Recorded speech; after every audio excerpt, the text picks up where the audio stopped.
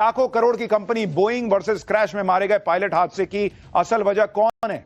Cockpit के अंदर के वो सबूत जो बताएंगे कि फ्यूल स्विच ऑफ हुआ या किया गया। आज इसका चैप्टर खोल रहा हूं। जब अहमदाबाद में बोइंग का प्लेन क्रैश हुआ था तब इस क्रैश को लेकर अलग अलग थ्योरी चली थी, लेकिन अब तक की जांच पर जो शुरुआती रिपोर्ट आई उसमें ना बर्ड हिट की बात है कि भाई चिड़िया तो नहीं टकराई, उसमें इंजन फेल होने की बात है, इंजन फेल नहीं होने की बात है कि भाई इंजन फेल हो गया, ऐसा नहीं है। ना तेल में मिलावट हुई, यह भी प्रीलिमिनरी रिपोर्ट में नहीं है। शुरुआती रिपोर्ट में जो कि फाइनल रिपोर्ट नहीं है, जिसकी बात की गई है वो है प्लेन का फ्यूल स्विच ऑफ हो जाना। अब ये फ्यूल स्विच ऑफ हुआ या किया गया, कॉकपिट के अंदर के वो सबूत जो पूरी सच्चाई बताएंगे, ये आज आपको पता चलेगा। और ये भी पता चलेगा कि कैसे एक इकोसिस्टम पायलट्स को फंसाने में जुट गया है, जबकि अभी पूरी रिपोर्ट भी नहीं आई है। सिर्फ शुरुआती रिपोर्ट के आधार पर ही पायलट्स को दोषी बता देने के लिए पूरा इकोसिस्टम लग गया है, इंटरनेशनल मीडिया लग गई। और यह होना ही था, क्योंकि एक तरफ लाखों करोड़ की कंपनी है, दूसरी तरफ क्रैश में मारे गए वो पायलट हैं जो अपना बचाव करने के लिए भी अब दुनिया में नहीं। आप देखिए क्या नैरेटिव बनाया जा रहा है। प्लेन क्रैश पायलट की गलती से हुआ था यह बताया जा रहा है। बोइंग में कोई टेक्निकल गड़बड़ी नहीं थी कहा जा रहा है। यूएस जांच एजेंसी ने बोइंग को क्लीन चिट दे दी है। इंटरनेशनल मीडिया में जिस तरह की बातें की जा रही हैं उसमें सारा ठीक रहा पायलट्स पर फोड़ा जा रहा है। और क्या इंटरनेशनल मीडिया, भारत में भी इकोसिस्टम लगा हुआ है कि ना सब पायलट ने कर दिया, उसने खुद ही फ्यूल स्विच बंद कर दिया। बोइंग जैसी कंपनी को साफ बचा लेने का प्रयास हो रहा है, जबकि अभी फाइनल रिपोर्ट भी नहीं आई है। यह सब कैसे हो रहा है, कैसे इकोसिस्टम हमारे पायलट्स को घेर रहा है, यह सब आज आपको बताऊंगा। कॉकपिट के अंदर के सबूत दिखाऊंगा, लेकिन जो पहले हो रहा है ना उसकी एक झलक देखिए।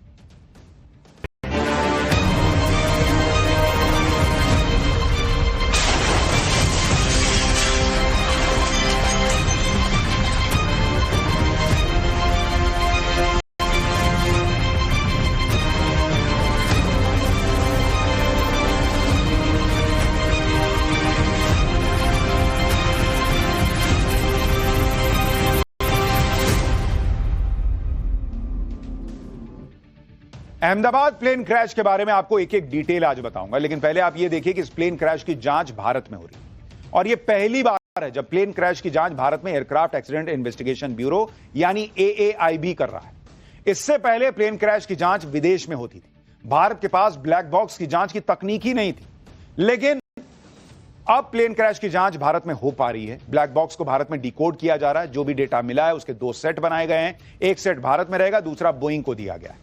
और यह शुरुआती जांच रिपोर्ट है। ब्लैक बॉक्स का सारा डेटा निकालकर उसे एनालाइज करने के बाद फाइनल रिपोर्ट तैयार की जाएगी। लेकिन वेस्टर्न मीडिया अभी से भारत के खिलाफ माहौल बनाने में जुट गया है।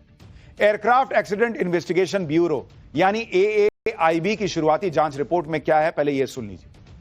प्लेन का फ्यूल स्विच कट ऑफ हो गया था, यानी जिस बटन से आप कहते हैं कि भाई प्लेन के इंजन में तेल जाए वो ऑफ या ऑन यही हो सकता है, तो उसको ऑफ किया गया था या हो गया था। प्लेन में 2 फ्यूल स्विच होते हैं, 1 सेकंड के अंदर दोनों कट ऑफ हुए, इंजन को फ्यूल सप्लाई बंद हो गई थी। यानी शुरुआती जांच रिपोर्ट में यह बात सामने आई है कि प्लेन के इंजन को फ्यूल सप्लाई मिलनी बंद हो गई। फ्यूल स्विच बंद हो गए थे, लेकिन यह प्लेन में किसी मैकेनिकल या टेक्निकल प्रॉब्लम की वजह से हुआ या गलती से हुआ या पायलट ने जानबूझ के कर दिया, ऐसा रिपोर्ट में कुछ नहीं लिखा। बावजूद इसके पायलट्स पर सारा दोष जो है वो मढ़ा जा रहा है। आपको यह भी बताता हूं कि अहमदाबाद प्लेन क्रैश में पायलट्स पर सवाल किस आधार पर उठाए जा रहे हैं। विमान में एक कॉकपिट वॉइस रिकॉर्डर होता है, जिसमें कॉकपिट के अंदर पायलट्स के बीच की बातचीत रिकॉर्ड होती है। अहमदाबाद में क्रैश हुए बोइंग 787 के कॉकपिट वॉइस रिकॉर्डर में दोनों पायलट्स की बातचीत जांच रिपोर्ट में शामिल की गई, और वो भी सिर्फ 2 लाइन अभी आई है सामने, पूरी बातचीत नहीं आई है। इसमें एक पायलट पूछता है कि फ्यूल स्विच कट ऑफ क्यों कर दिया, और दूसरा पायलट कहता है कि मैंने फ्यूल स्विच कट ऑफ नहीं किया है। यानी कैटेगोरिकली इसमें क्लियरली दूसरा पायलट कह रहा है कि उसने स्विच ऑफ नहीं किया, बावजूद इसके माहौल बना दिया गया है कि अरे पायलट ने किया है। 2 लाइन की इसी बातचीत के आधार पर वेस्टर्न मीडिया यह नैरेटिव सेट कर रहा है कि पायलट की गलती से प्लेन क्रैश हुआ। लेकिन आप यह भी देखिए कि अगर पायलट ने फ्यूल स्विच बंद किया तो दूसरे पायलट ने देखा क्यों नहीं। कॉकपिट की ऑडियो में पायलट साफ कह रहा है कि उसने फ्यूल स्विच बंद नहीं किया, और दूसरे वाले ने देखा नहीं, क्योंकि अगर वो देखता कि पहला वाला बंद कर रहा है तो कहता कि तुमने बंद क्यों किया। वो पूछ रहा है कि क्या तुमने बंद किया, तो पहला वाला कह रहा है कि नहीं मैंने नहीं बंद किया। अगर पायलट ने जानबूझ के बंद किया होता तो पहला सवाल तो यह कि वो मना क्यों करेगा कि उसने बंद क्यों नहीं किया।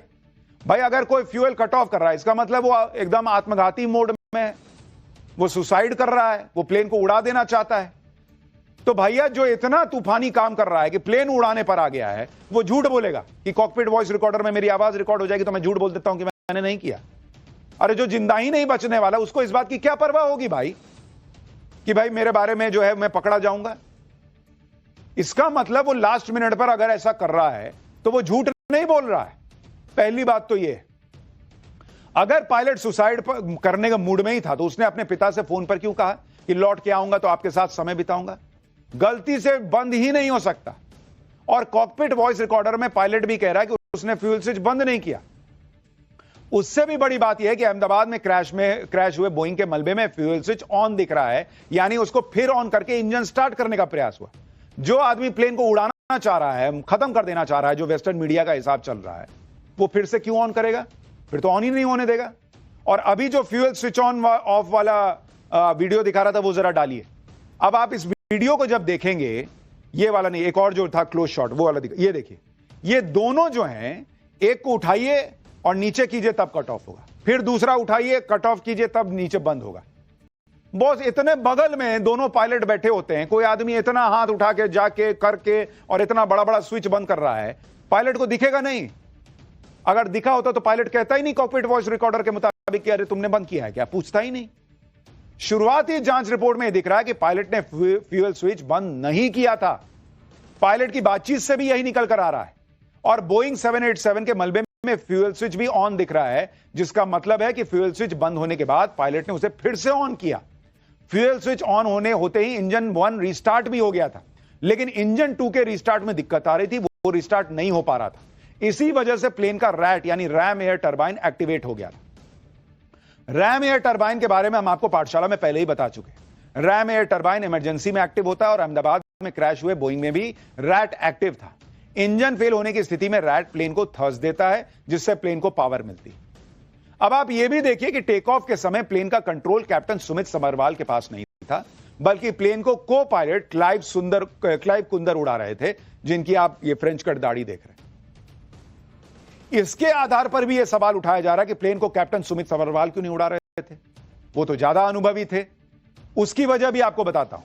AAIB की रिपोर्ट के मुताबिक क्लाइव कुंदर पायलट फ्लाइंग थे, जबकि कैप्टन सुमित सबरवाल PIC यानी पायलट इन कमांड थे। कैप्टन सबरवाल प्लेन के टेक ऑफ को मॉनिटर कर रहे थे। फ्लाइट में PIC होने के लिए 3 कंडीशन पूरी करनी पड़ती है। पहला, 3000 घंटे फ्लाइंग का अनुभव होना, दूसरा बतौर PIC 1000 घंटे का अनुभव होना, और तीसरा जिस प्लेन को उड़ा रहे हैं उसमें बतौर PIC 300 घंटे का अनुभव होना। कैप्टन सबरवाल इन तीनों ही कंडीशन या मानकों को पूरा करते थे, इसलिए कैप्टन सबरवाल PIC थे, यानी वो सिर्फ देख रहे थे कि प्लेन ठीक से उड़ रहा है या नहीं, और को पायलट प्लेन को उड़ा रहे थे, जो कि सुमित समरवाल ने किसी नियम का उल्लंघन नहीं किया इसको साबित करता है, बल्कि नियमों के आधार पर ही कैप्टन सबरवाल प्लेन को टेक ऑफ होते हुए मॉनिटर कर रहे थे और को पायलट क्लाइव कुंदर प्लेन उड़ा रहे थे। लेकिन चूंकि अहमदाबाद प्लेन क्रैश में बोइंग कंपनी का नाम है जिसका प्लेन क्रैश हुआ था, और बोइंग कोई छोटी मोटी कंपनी नहीं है, इसलिए यह नैरेटिव सामने आ रहा है कि पायलट की गलती से ही प्लेन क्रैश हुआ, जबकि फाइनल रिपोर्ट भी नहीं आई। अमेरिकी सरकार तो बोइंग को बचाने के लिए बिछ गई भाई। बोइंग जैसी कंपनी को छूना बड़ी बात है, लाखों करोड़ की वैल्यूएशन वाली कंपनी है, जिससे अमेरिकी सरकार को मोटा रेवेन्यू मिलता है। उसे बचाने के लिए अमेरिका में क्या किया जा रहा है वो भी आपको बताता हूं।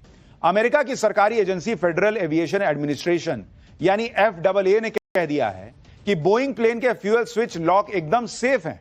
बोइंग के अलग अलग विमानों में फ्यूल कंट्रोल स्विच का डिजाइन, लॉकिंग फीचर्स एक जैसे ही हैं। हम इसे खतरे की स्थिति नहीं मानते, जिसके लिए किसी भी बोइंग विमान के लिए एयरवर्दीनेस डायरेक्टिव देने की जरूरत पड़े।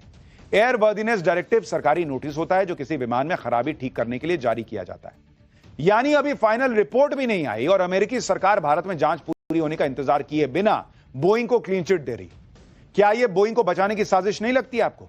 यह गजब नहीं हो रहा है? आप यह भी देखिए कि जिस फ्यूल स्विच के बंद होने की बात की रिपोर्ट आई है, उसे खुद बोइंग 2 बार बदल चुका है। बोइंग का जो 787 ड्रीमलाइनर क्रैश हुआ था, उसी प्लेन का थ्रॉटल कंट्रोल मॉड्यूल 2 बार पहले बदला जा चुका है। थ्रॉटल कंट्रोल मॉड्यूल में ही फ्यूल स्विच लगा होता है। इसे पिछले 6 साल में 2 बार बदला जा चुका है। 2019 में बोइंग के निर्देश पर इसे बदला गया था। फिर 2023 में भी थ्रॉटल कंट्रोल मॉड्यूल को बदला गया, जिसमें वो स्विच होता है। यानी जिस फ्यूल स्विच के बंद होने की वजह से हादसा हुआ, उसका पूरा थ्रॉटल कंट्रोल मॉड्यूल 2 बार पहले ही बदला जा चुका है। यानी पहले भी कोई दिक्कत तो रही होगी, तभी ना चेंज किए कि हवा में चेंज कर दिए। तो जब पहले दिक्कत आ सकती तो अब दिक्कत क्यों नहीं आ सकती? इसकी गारंटी कैसे आप ले सकते हैं कि पायलट ने ही किया और खुद से गलती नहीं आई होगी? बोइंग कंपनी के विमानों में पहले भी खराबी आती रही, वो भी आपको याद दिलाता हूं। जनवरी 2013 में अमेरिका के बॉस्टन में बोइंग 787 में आग लग गई थी। 2013 में जापान में